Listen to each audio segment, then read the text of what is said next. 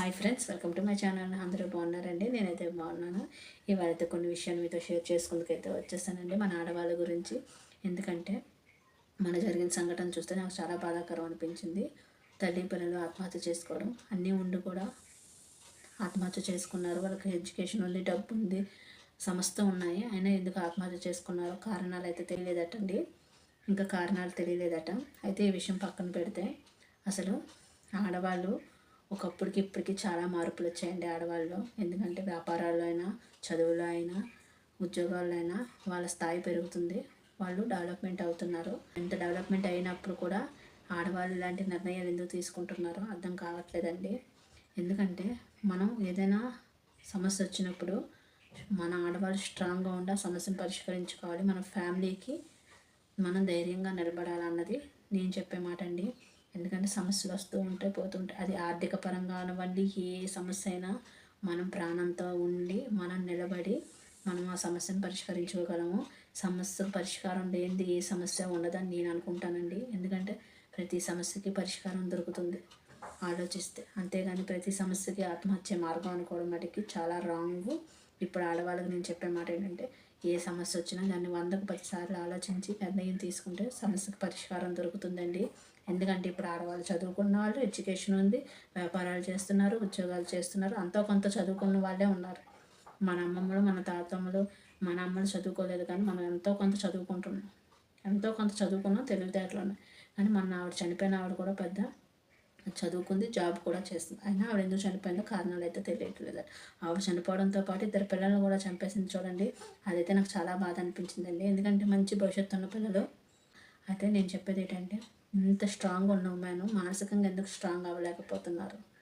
మానసికంగా కూడా మనమే స్ట్రాంగ్ అండి మగవాళ్ళ కన్నా, అది గుర్తించండి. ఎందుకంటే మనం 2 పిల్లలు కన్నప్పుడే బాగా స్ట్రాంగ్ అయిపోతాము. మనం 2 పిల్లల కంటేనే అంత స్ట్రాంగ్ ఉంటే మన అమ్మమ్మలు, తాతయ్యలు, మన అమ్మలు చదువులు లేకపోయినా పిల్లల్ని కానీ అంతమంది పిల్లల్ని పెంచి పోషించి అందరినీ అర్థం చేసుకుని అందరితో కలిసిమెలిసి ఎలా ఉండేవారు? వాళ్ళకి చదువులు లేవు, వాళ్ళకి లోకం తీరు తెలియదు, ఆ వంటగదిలోనే ఉండేవారు. ఆ వంట వండుకోవడం, పెట్టడం, తినడం. అలాంటి వంటగదిలోంచి మనం బయటకు వచ్చి ఈరోజు సమాజంలో బతుకుతున్నాం. అన్ని రకాలుగా మనం డెవలప్మెంట్ అవుతున్నారు ఆడవాళ్ళు. అలాంటప్పుడు ఇలాంటి చిన్న చిన్న నిర్ణయాలతో ఇంకా మనం వెనుకబడిపోయామా అనిపిస్తుందండి ఆడవాళ్ళం.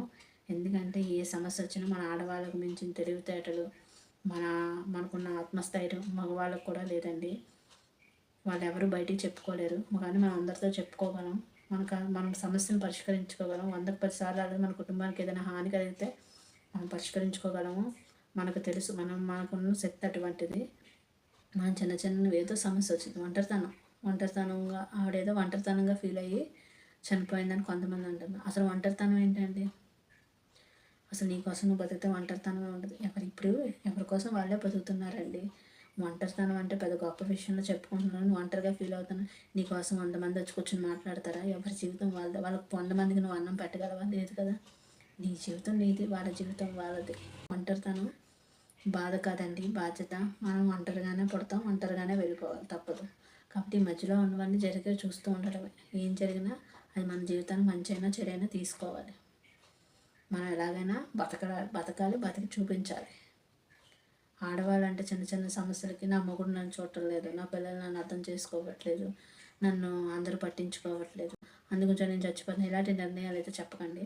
వాళ్ళు ఎవరు పట్టించుకుని ఎవరు ఏం చేసినా చేయకపోయినా, ఎవరు నీతో ఉన్నా ఉండకపోయినా, నీకు ఇచ్చిన ప్రాణాన్ని నువ్వు తీసుకునే హక్కు నీకు కూడా లేదు.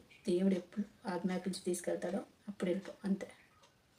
అంతేగాని చచ్చిపోవడాలు, చంపుకోవడాలు ఎందుకు? ఇవన్నీ చాలా చిన్న జీవితం. అందులో మనం హ్యాపీగా ఉండాలి. మనం హ్యాపీగా ఉంటేనే మనతో ఉండేవాళ్ళు హ్యాపీగా ఉంటారు. నీతో హ్యాపీగా ఉండేవాళ్ళు నీతో ఉంటే చాలు. అందరూ మనతో ఉండాలని ఎప్పుడు అనుకోకూడదు. ఇంకొకటి, ఇప్పుడు ఆడవాళ్ళైనా మగవాళ్ళైనా ఎవరైనా సరే నేను ఇక్కడ ఆత్మహత్య చేసుకోవాలి అనుకుంటే మటుకి ఒక్కసారి అనాథాశ్రమాలకు వెళ్ళండి, ఒక్కసారి హాస్పిటల్కి వెళ్ళండి, ఒక్కసారి బయట ఉన్న ప్రపంచాన్ని చూడండి. మీరు వాళ్ళ స్థానాల్లోకి వెళ్ళి చూడండి, ఊహించుకోండి. వాళ్ళకన్నా మనం బెటరే కదా అని ఫీల్ అవుతారు. అందరికన్నా మనం బెటర్. ఎప్పుడు ఎవరినైనా ఒకరిని చూసాక అబ్బా వీళ్ళకన్నా మనం బెటరే కదా, ఎప్పుడు అలా అనుకుంటేనే బతకగలం. అంతేగాని మనకే సమస్య ఉంది, మనకే కష్టం ఉంది, మనమే కష్టాలు పడుతున్నాం, మనకే సమస్యలు వస్తాయి, మన జీవితమే బాగాలేదు అనుకుని ఎంతమంది ఆత్మహత్య చేసుకుంటున్నారు.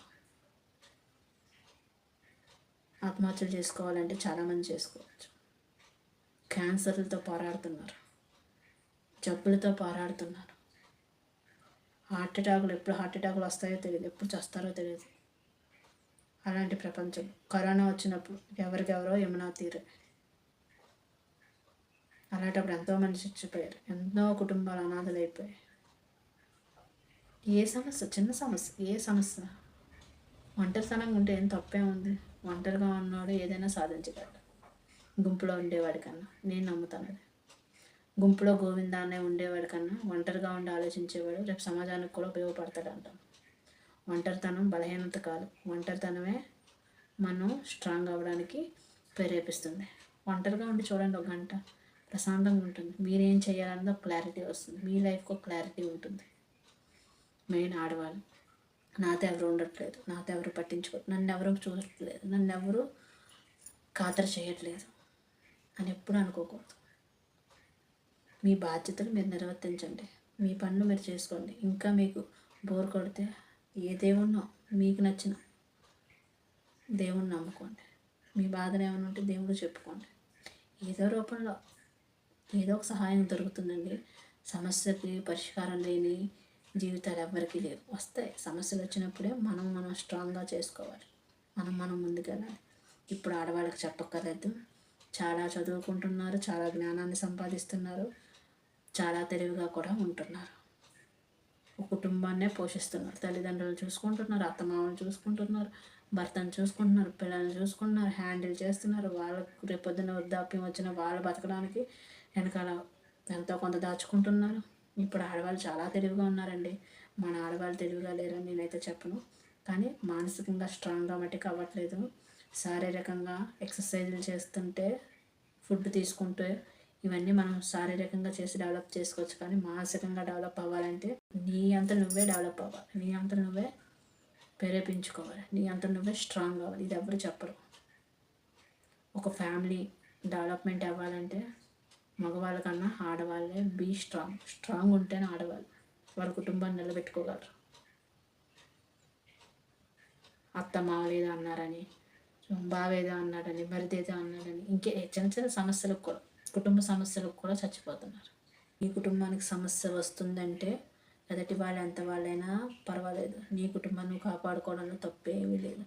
అంతేగాని నీ కుటుంబాన్ని నువ్వు వదిలేసి వాళ్ళకి అప్పచెప్పేసి నువ్వు చచ్చిపోయి నీ పిల్లల్ని చంపేసి ఎందుకు ఇదంతా? కొంతమంది డబ్బులు లేకపోతే బతకలేమా? నేను అనేది ఏంటంటే బతకడానికి తిండి గుడ్డ ఉంటే చాలు, నీడ కూడా అక్కర్లేదు. తిండి గుడ్డ, కడుపు నిండా తిండి ఉంటే ఏదో పని చేసుకునైనా అద్దె కట్టుకునైనా బతుకుతావు. ఏదో విధంగా చిన్న ఎక్కడో చోట బతుకుతావు, నీకు షెడ్యూల్ దొరకదా?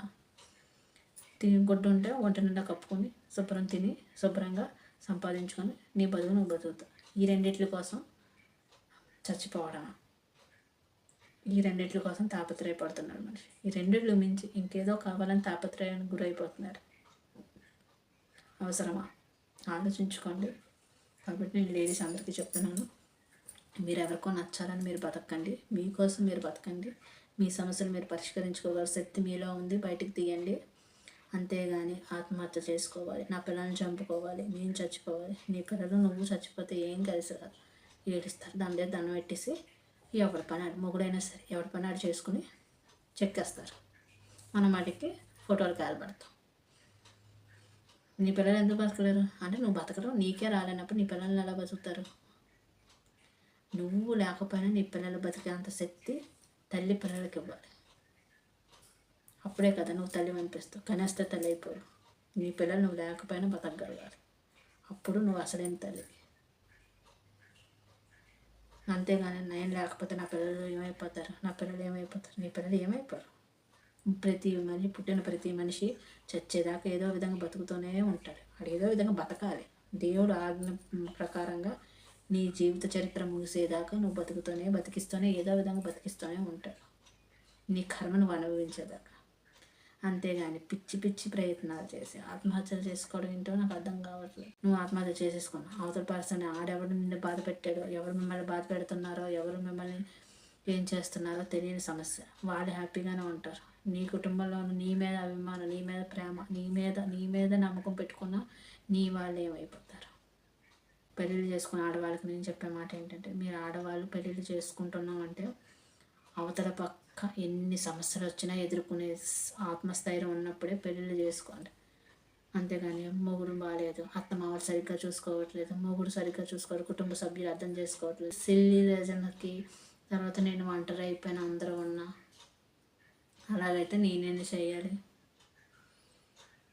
మీ అందరికన్నా ఏమీ తెలియని ప్రపంచంలో నాకేం దేట్ల గురించి తెలియదు. అయినా ఇప్పుడు మీ ముందు ఇంత మాట్లాడుతున్నానంటే నేను ఎంత స్ట్రాంగ్గా తయారవుతున్నాను అన్నది అర్థం చేసుకోండి. నేను అంత స్ట్రాంగ్గా ఇంకా అవ్వాలి, ఇంకా డెవలప్ అవ్వాలి, నేను ఇంకా స్ట్రాంగ్గా చూపించాలి. ఎందుకంటే నేను సమస్యలతో పైకి వచ్చిందా, ఇంకా సమస్యలు ఉన్నాయి, ఇంకా నేను బాధపడుతున్నాను. సమస్యలు ఉన్నాయని పిచ్చి నిర్ణయాలు అయితే తీసుకోలేదు ఎప్పుడు. నాకు వచ్చిన సమస్యలు చాలా పెద్ద పెద్ద సమస్యలు వచ్చాయి. అసలు వాళ్ళకి చిన్న సమస్యలు అనిపించవచ్చు, మనకు అది పెద్ద సమస్య. ఎవరైతే అనుభవిస్తారో వాళ్ళ సమస్య వాళ్ళకి పెద్దదిగానే అనిపిస్తుంది. అది తప్పు కాదు, ఎందుకంటే అది మనం అనుభవిస్తున్నాం కూడా మనకు పెద్ద సమస్యగా అనిపిస్తుంది. అవతల వాళ్ళ సమస్య చిన్న సమస్యగా అనిపించవచ్చు. అది అవతల వాళ్ళ విషయం, అది వాళ్ళ ఒపీనియన్, వాళ్ళ అభిప్రాయం. మనం వాళ్ళ అభిప్రాయాలు మార్చడం కదా. కానీ మనం అనుభవిస్తున్న సమస్య మనకు పెద్దదిగా ఉండొచ్చు. అలాంటప్పుడే మనం స్ట్రాంగ్గా ఉండి ఆ సమస్యకు పరిష్కారం వెతకాలి.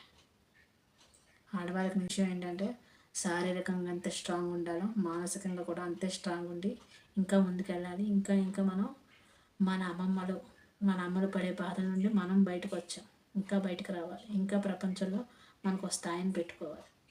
నాకు అప్పుడప్పుడు అనిపిస్తుంది, నేను కూడా అనేస్తూ ఉంటాను, ఎందుకు ఆడపిల్లలా ఏడుస్తాం అనే మాట నుంచి మనం ఇంకా ముందుకు రావాలి.